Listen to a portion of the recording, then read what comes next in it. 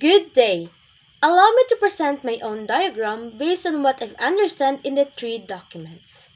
First, we have the PPST or Philippine Professional Standards for Teachers. Teacher professional development happens in a continuum from beginning to exemplary practice. Anchored in the principle of lifelong learning, the set of professional standards for teachers recognizes the significance of a standard framework that articulates developmental progression as teachers develop, refine their practice, and respond to the complexities of educational reforms. So this is my diagram.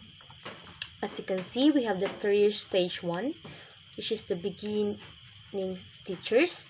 We have also the career stage 2, which is the proficient teachers. We have also the career stage 3, the highly proficient teachers. And we have also the career stage 4, distinguished.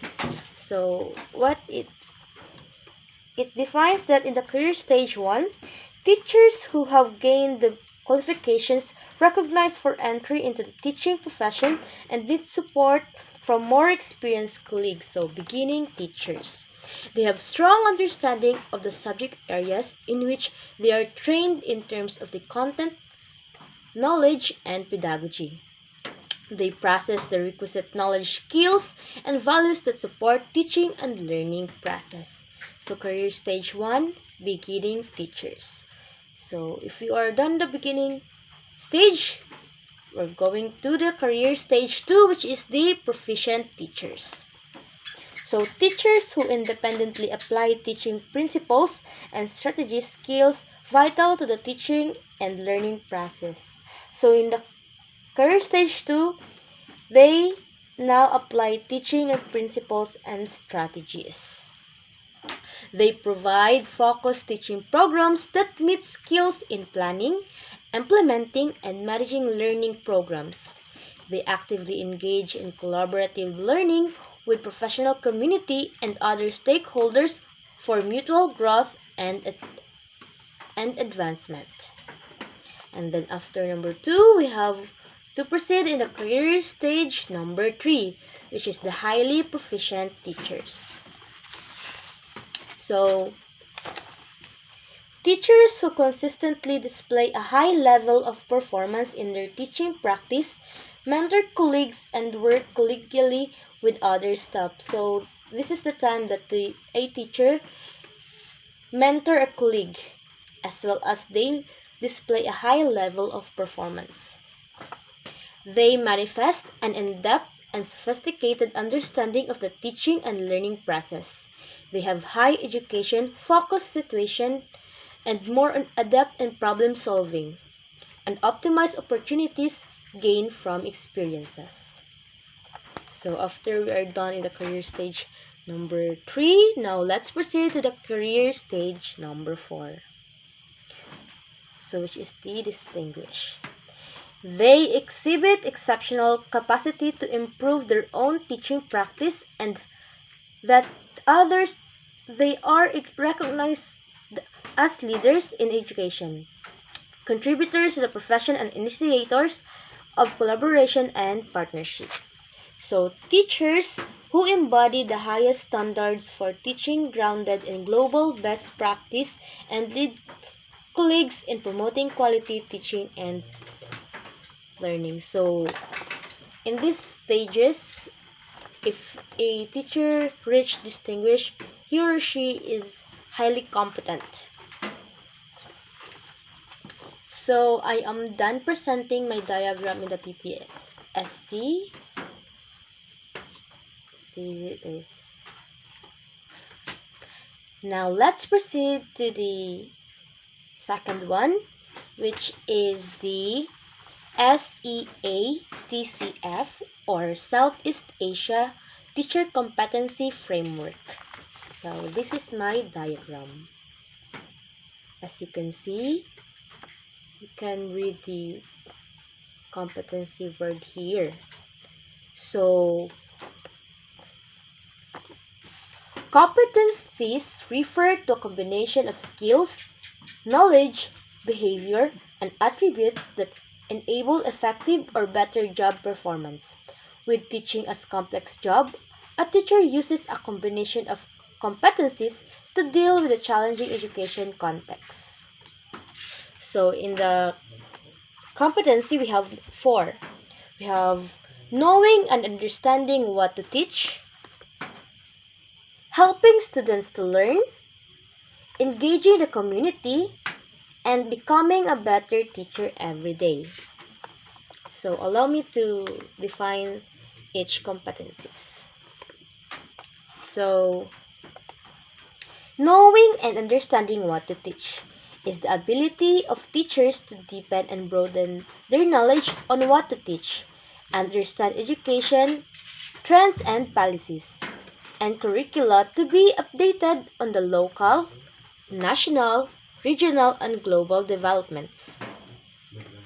The second one, we have helping students learn, is the ability to know their students' use of most effective teaching and learning strategy and assess and give feedback on how students learn.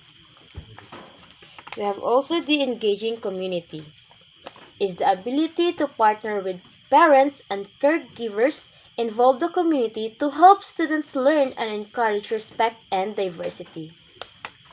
And becoming a better teacher every day is the ability to know oneself and other, practice human goodness, and then master the teaching of practice. So a teacher must aware of these competencies and they must exercise it, and they must know what are the things they must consider to be an effective teacher. So one last look. Now let's proceed to the last diagram, which is the code of ethics. So as a future teacher, you must aware of the code of ethics because that is very essential for you to be guided on the things that you shouldn't do or you must perform in the proper guidelines. So this is my diagram. So as you can see at the center, you see the code of ethics. And in the code of ethics, there are a lot of things a teacher must consider. So let me read it. Putting students first. Promote and uphold healthy relationships. Teachers should always avoid gossips of any kind. Showing commitment on the job and never stop learning. So, as role models for students, teachers must follow a professional code of ethics. This code ensures that students receive a fair, honest, and uncompromising education. A professional code of ethics outlines teachers' primary responsibilities to the students and defines their roles in students' life. So the code of ethics says that these are the responsibilities of a teacher that they must possess and execute. So putting students first. Teacher must model strong character traits, including perseverance, honesty, respect, lawfulness, patience, and unity. As an educator, student must treat every student with kindness and respect without showing any favoritism, prejudice, or partiality. So if a student gave you some gifts just for the exchange of grades, it's a no, no, no. So to avoid favoritism and dishonesty. Now, next, promote and uphold healthy relationships.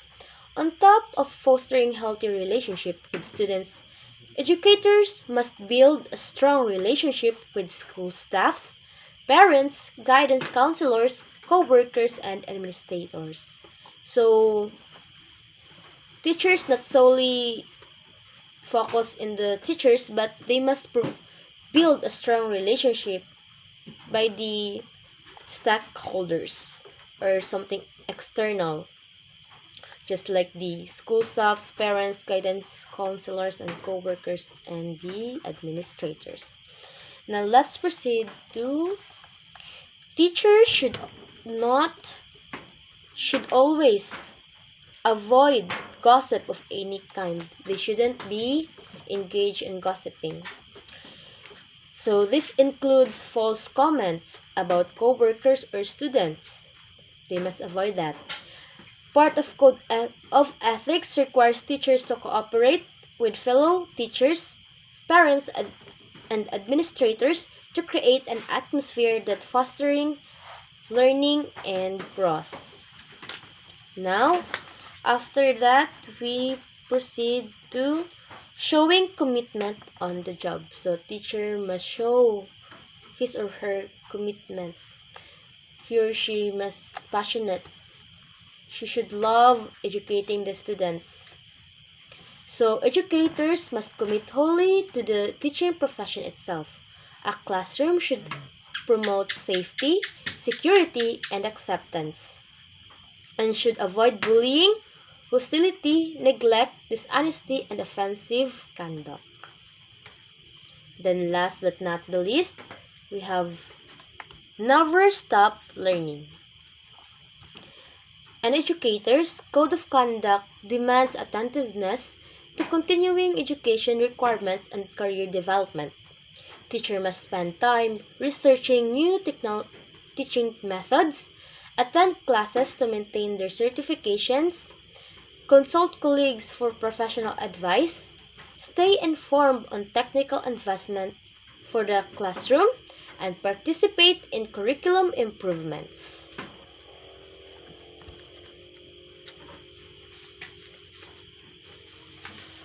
So again, these are the 3 diagrams of mine.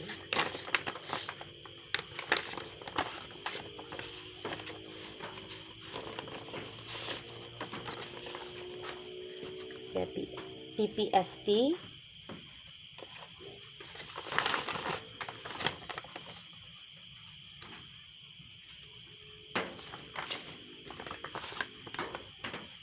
SEA-TCF, and Code of Ethics. So I think I'm done presenting my own diagram based on the documents that I've read. So that would be all. Thank you.